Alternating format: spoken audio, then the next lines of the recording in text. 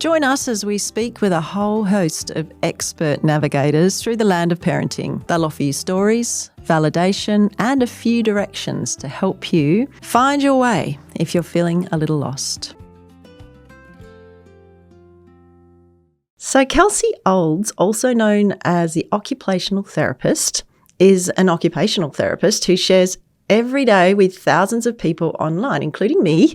I really enjoy her work and her sharings online. She shares with parents, teachers, fellow professionals, and adults healing their own childhoods about the power of play in children's lives.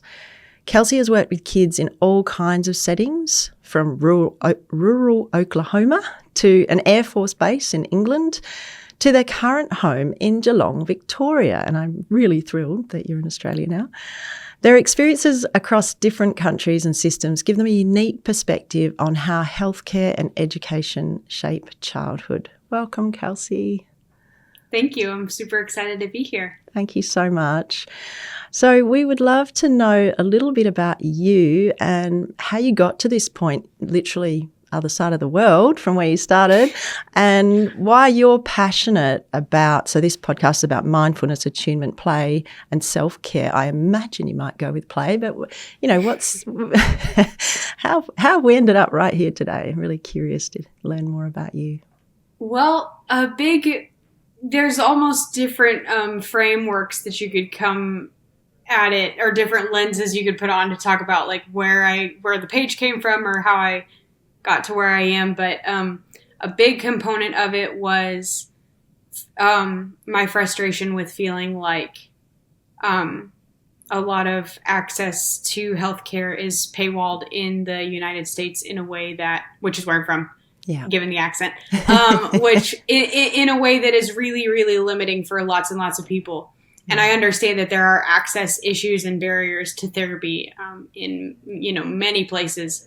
So I'm not trying to say that this is U.S. specific, but I do think that it is, in my experience, hard for people in England specifically and Australia specifically to understand how limited the access can be in the States.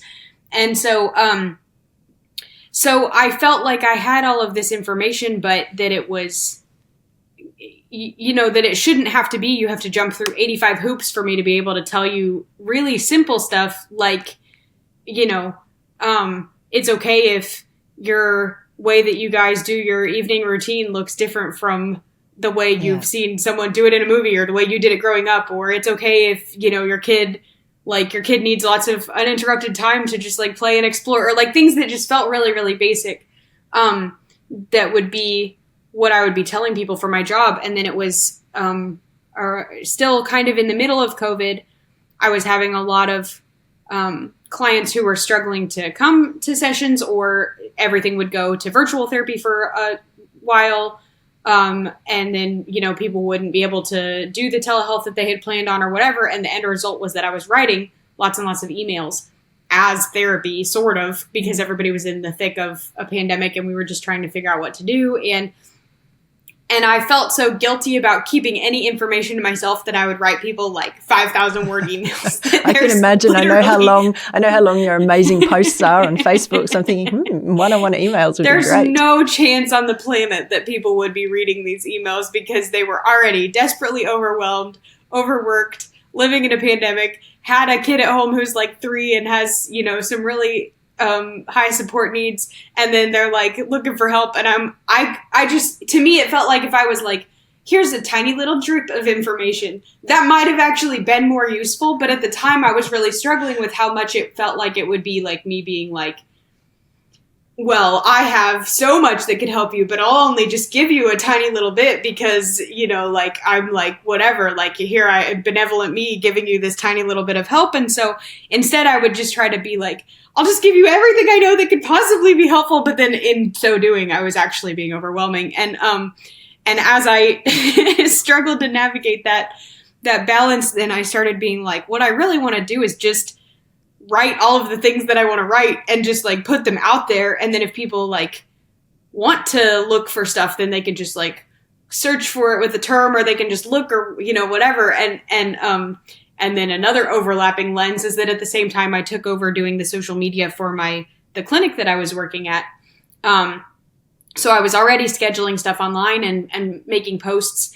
And a lot of times I would write out my thoughts on it, and then I would realize my thoughts were a little too radical for the whole entire clinic. They didn't actually represent the views of everybody who worked at the clinic, and I didn't feel like I could in good conscience post that on the clinic face page where it wasn't my own face.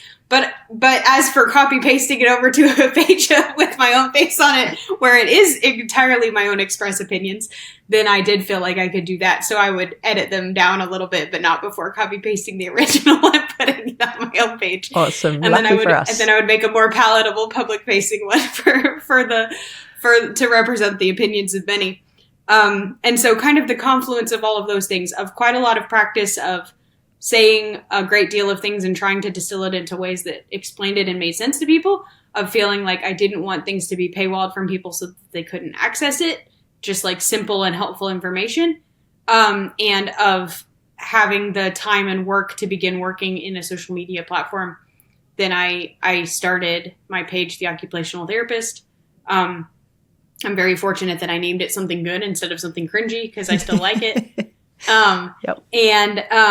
And then, really nobody looked at it for like 6 months. And then I wrote a post about Bluey, and then that hit the Bluey fan page of some kind. And then all of a sudden, like 700 people were looking at it. And that was the biggest snowball I could possibly imagine. And then it hasn't ever stopped ever since then. Yeah. Wow. You've had a big connection to Australia for a long time then. I have. So that actually really did it. I had no plans of coming to Australia in the first back then. But from very, very early on, 50% of my followers or more were Australian. And so I became, I learned how to write globally. Not that I do it perfectly, but I learned how to write for a more global audience very quickly, and not just only for a US audience. Yeah. Because I wasn't ever trying to be exclusive. I just didn't have any practice talking to anybody outside of the States. And so then I tried to start fixing that. Beautiful. Well, I'm curious if we can wrangle some of this and say, can you share a story about a map or a set of ideas that you've found helpful for you or for the parents you work with, particularly when parenting does feel overwhelming? Oh, yeah. If I was going for something, then I would probably, if I'm just going for literally anything that's a helpful outline, then probably I think that the thing with the most impact for the smallest thing is learning about proprioception, which is not a small thing in and of itself. I'm trying to write a book about it right now. Cool. What is it? What is it? I kind of know what it is, but I wonder. Proprioception is one of your body's senses, in addition to the 5 senses that you've learned about.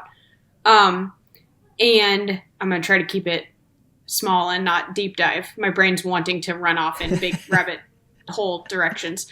Your sense of touch, for example, if I came up to you and I touched your arm, then you would, what it means for you to feel that is that there are nerves in your skin. They, feel the touch, and then they carry that message to your brain, and they give it information like what temperature was it, what direction was it, how hard or soft was it, what texture, all of those things make up your sense of touch. If I squeezed your arm instead, not to hurt you, but just like a squeeze, you would both be feeling that with your skin, but you would also be feeling a deeper sense that comes from your muscles and your joints. And that deeper squeeze is your proprioception. What your brain uses proprioception for is to make a map of your body in space. So I can close my eyes and still touch my nose because I have a good sense of how long my arms are, where my nose is at. Even if I close my eyes and move around a bunch, I can still touch my nose because I'm not using my sense of vision for it. I'm using my sense of proprioception, my inner mental map of where my body's at in space.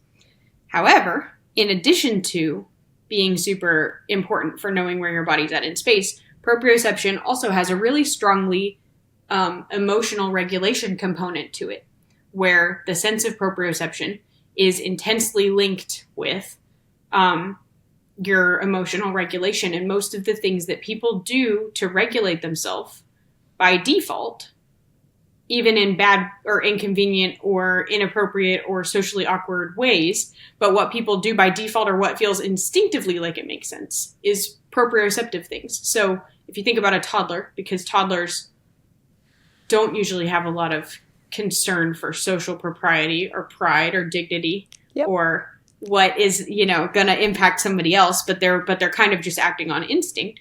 If you think about what a toddler does when they're dysregulated, then most of the things that any given toddler might do when they're dysregulated are things that seek proprioception input.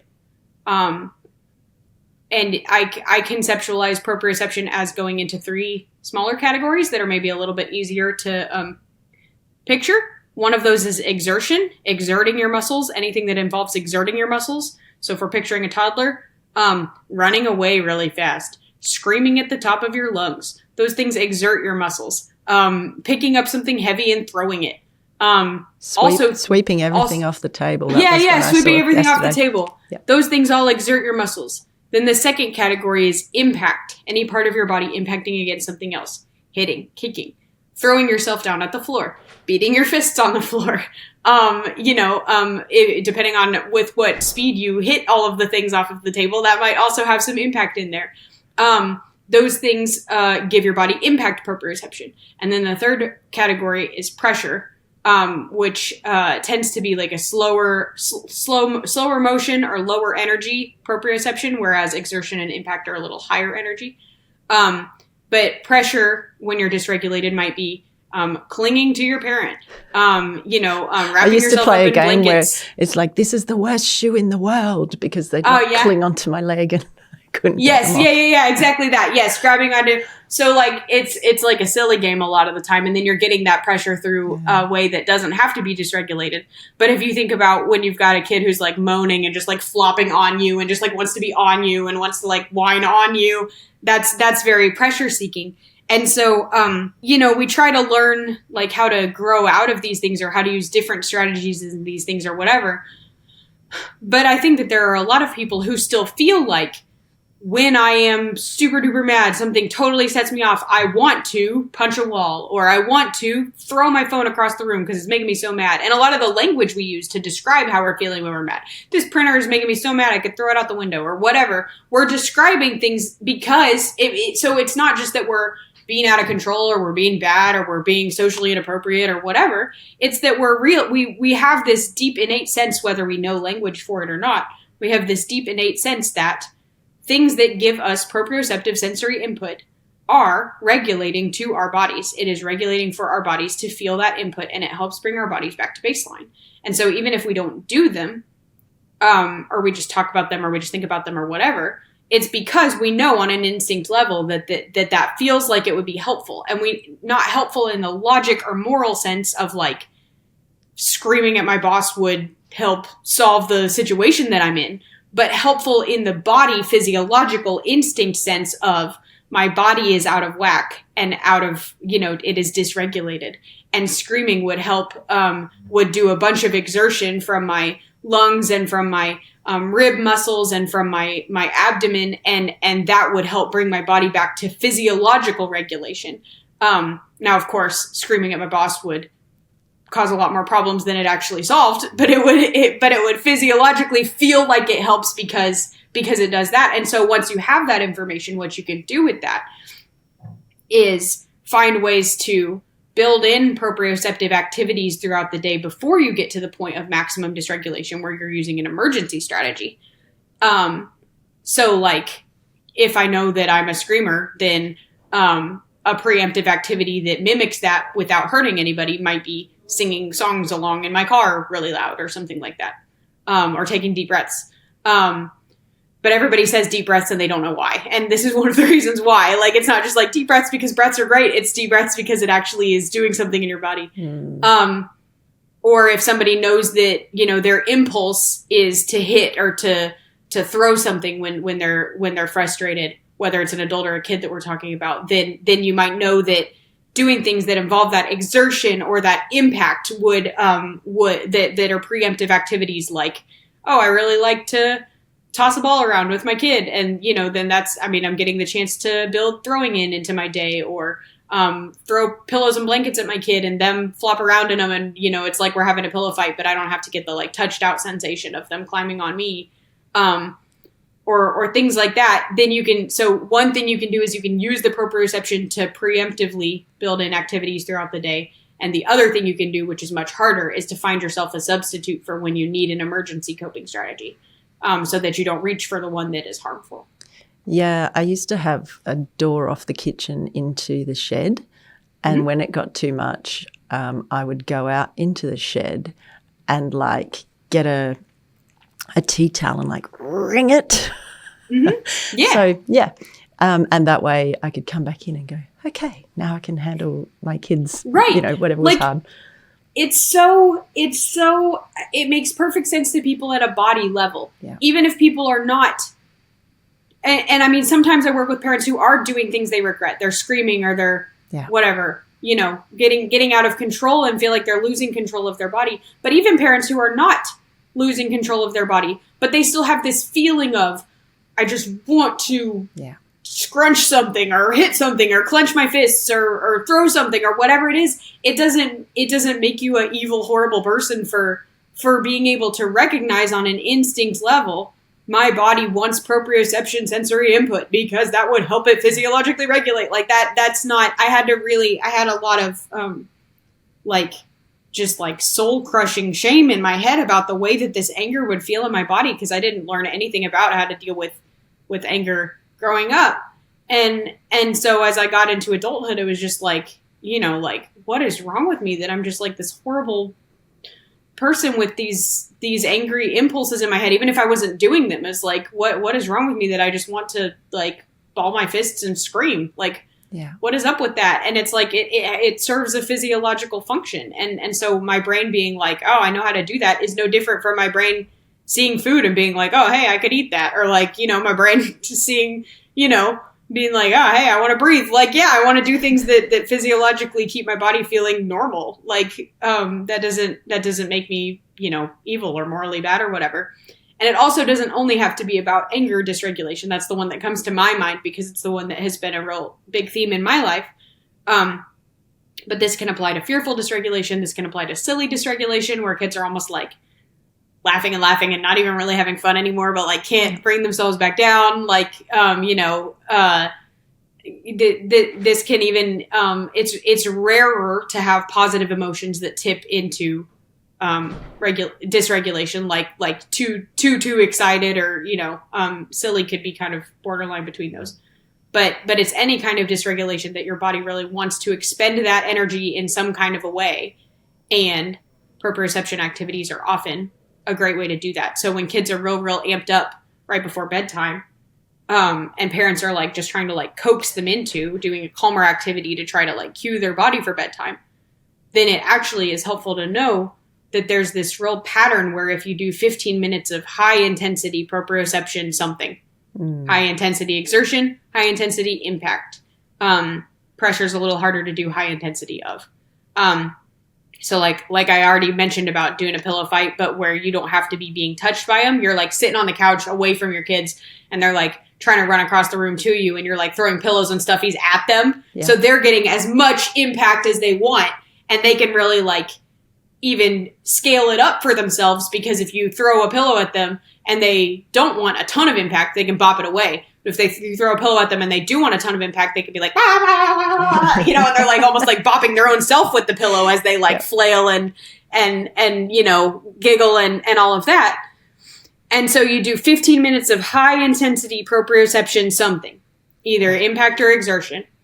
And then you transition for 5 minutes into something lower energy, and you in your head expect that transition to actually go badly, or like to not be smooth, to not then be settling down. But in your head, you are saying to yourself, yeah, this is the 5 minute bad transition. Of course it's not smooth. And so you're not getting freaked out by it. You're not being like, they're never going to calm down, and that person on the internet actually had no idea what they were talking about, and my kids are never going to calm down, and they're never going to go to bed.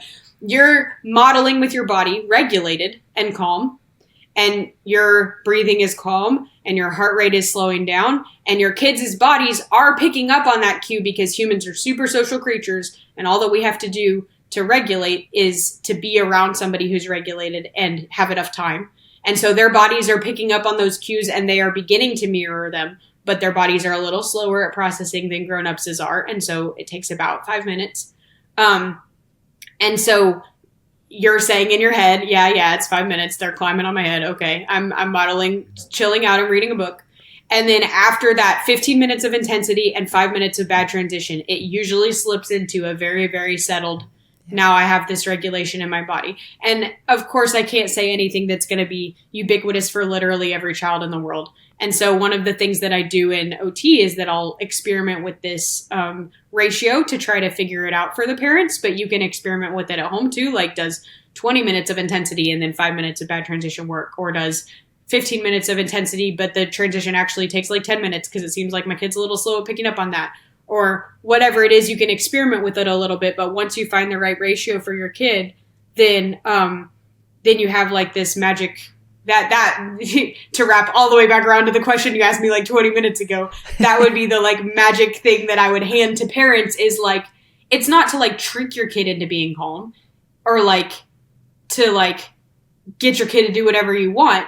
But it's like, here's how to help your body get all of the movement that it could possibly want. And then the result of that is either you have more focus to try to do a quiet activity or more, like settledness in your body so that you can be able to fall asleep, or we need to, I'm having to take you into a setting that is made for grownups and not for kids, like a funeral or a, like something where I need you to be able to be settled for a little bit. And so I'm trying to do this for social reasons. And so I'm going to try to help you meet that need ahead of time so that you don't need to be meeting it during the time when I'm trying to expect more of you. And of course, this also has, differences on age and on, your kid's neurotype and on, like their ability level to do whatever the expectation is. And so you can't just take it and apply it to literally everything, but it's like the beginning of a recipe to show you how to tweak it and change it and try to get a feel for your unique kid and their unique brain. Beautiful. I love that. Just trying to sort of connect in with who they are and where they're at. It's such a big part of it. So if parents listening in are feeling a little lost and they need a map or a true north point right now, what's one actionable step? I mean, you've given some great ones there, but what's one little step they could take today to help? I would say that the kind of an unusual answer for people who are looking for answers about their kid, but unless you already feel like you've got it made and you've figured out everything about your own self, then I actually start with parents figuring out more about their own self. And so if you wanted one step, I would say either answer the question, what things help you feel good in your body? Or if you don't know the answer to the question, what things help you, the parent, feel good in your own body? Then that's totally fine, totally normal. I didn't learn it growing up either. Now is a great time for you to pay attention to things that you do in your day to keep yourself feeling good, whether they're proprioception or whether there's some other sense. Is there something that you reach for that is a taste that reassures you? Is there something you reach for that is a smell that reassures you? Is there something you reach for that is a sound or a sight or a touch, texture, or a movement or a something? What do you do that helps you stay feeling good throughout the day? And once you start knowing some of those, then you can start using them to meet the needs of your sensory self before you get to a point of feeling totally tapped out, feeling totally burned out and dysregulated, because you are using it as a feel-good strategy. And everybody does things to try to help keep themselves feeling good all day long. Kids just have a tendency to do ones that are like socially inconvenient because they're more thinking about themselves and less thinking about the social environment. And the more that you know about yourself, the more that you're able to model for your kids being like, it's so basic that it sounds laughable for me to say it. But a lot of times we don't say out loud that we're doing the things that we're doing for sensory reasons. But if you just start commenting, I'm going to sit down because my legs are tired. Mm-hmm. I'm going to have a drink because I am thirsty. I'm going to take a deep breath of this candle because, I like the way that it smells. I want to sit and watch I've got a lava lamp. I want to sit and watch the nightlight for a minute because my eyes love the way that it looks. And those, like I said, they sound so basic that they sound laughable, but it is communicating, just like these tiny little basic needs that my body has or wants or craves or wishes for. are like normal for me to go around meeting. And it is also normal for you to do that. And you're not a bad kid if you're trying to do that. And even if you're trying to do that in an inconvenient way, you're still not a bad kid. I might have to stop you from doing it because it's hurting somebody else. But that doesn't make you a bad kid. And we're going to figure out a way that works for you that doesn't hurt somebody else. And I just feel like that's the heart of everything that I do. It's like impact. It's really, really, really powerful. And the starting step would be knowing about yours, because you can't try to change your kids, or not even change. You can't try to guide your kids in discovering theirs until you know a little bit about yours. Beautiful.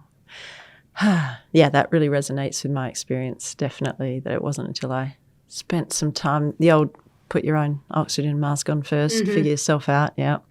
So this has been amazing, and I know this is just like the tiniest little drop of the ocean of what's certainly on your website and on the social media stuff that I've been following. Where can parents find out more about you or your work? The primary place is my Facebook page, The Occupational Therapist. I have a website that is called occupational.com, and I try to back up my posts on there, but honestly haven't in a little bit. Because moving busy. Has taken a lot of my energy and capacity. Yeah. Same with, there's a Substack, occupational.substack.com, or occupationaltherapist.substack.com. And again, I also try to cross post things there, but it's all I can do some days to post things one place, let alone 3 places. And so, if you want the most up to date and the most current and everything, that'll be Facebook. If you don't use Facebook or have moved away from it for ideological reasons, that is completely fair and valid. And Substack or my website is the best way to get as much as you can. And then if you're like a auditory learner, my website has links to like a bunch of the podcasts and stuff that I've been on. If you're a reading learner, good news. I write constantly. And so there's a lot of posts. And I've also got a book called Your Child's Point of View. So lots and lots and lots of options. Yeah, that book's really useful. It gives a scenario from an adult's perspective and then gives some ideas about what might be going on for the child. So that's been a great one. Kelsie, I want to say thank you so much for your time. I think there's some real gold in there for parents listening, and I really appreciate you and everything you're bringing to the world. Thank you. Thank you so much. This podcast is produced by Miralinga, thanks to funding from Healthway. I'm Belinda Smith, Manager of Parenting Services at Miralinga. If you'd like to know more, you can visit our website, www.miralinga.org.au, or if you'd like to get in touch, send us an email, parenting@miralinga.org.au, or visit us on socials.